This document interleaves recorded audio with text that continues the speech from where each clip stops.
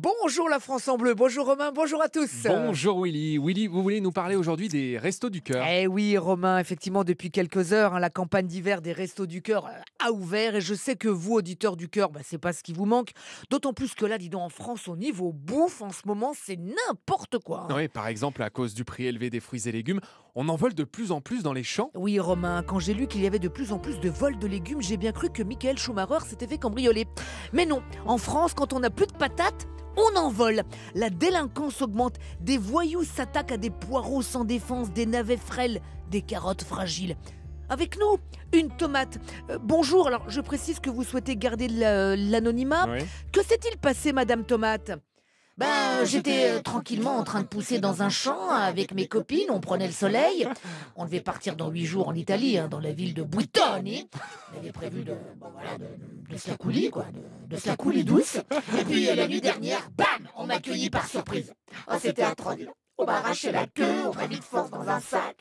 On était toutes pressées, mais comme on était déjà nombreuses, j'ai réussi à ressortir du sac. En retombant sur le sol, je me suis un peu pelée.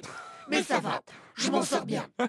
Voilà, un témoignage bouleversant. Ah oui. Pour votre santé, voler 5 fruits et légumes par jour, non, ce n'est pas possible. Alors le gouvernement a mis en place pour aider les légumes un numéro vert. Car si on ne fait rien, le trafic s'accentuera et comme avec la drogue, il y aura des mules qui tenteront de passer des légumes en douce à la douane et qui auront le popotin en chou-fleur. Oh. Voilà, c'est atroce. Bon Willy, dans les rayons des supermarchés, en revanche, c'est la pratique de la shrinkflation Oui. qui scandalise. Les industriels qui en mettent moins dans le paquet, mais toujours au même prix. Alors que vous êtes toujours très généreux, mon cher Romain. Mais cette pratique scandaleuse qui existe depuis la nuit des temps s'intensifie de nos jours. On réduit les portions de tous les produits, beurre, sirop, fromage. La vache qui rit va s'appeler la vache qui rit kiki. Même France Bleu n'y échappe pas. Ah En bon prenant moi pour cette chronique, ils ont réduit drastiquement la taille des chroniqueurs. C'est vrai. Alors, à cause de la guerre, à cause de la guerre en Ukraine, car je vous rappelle que depuis février, tout vient d'Ukraine. Mhm. Maintenant, même les biscuits petits écoliers sont de plus en plus difficiles à trouver. Alors que c'est con, ça reste quand même les seuls petits écoliers qu'on peut lécher sans risquer la prison. Non, Si. non. Si. Et on annonce même carrément pour cet hiver une pénurie de pépitos. Oh. Alors la pénurie de pépita, elle, c'est depuis 2003, voilà. Vanne que seuls les fans du jeu Pyramide peuvent comprendre.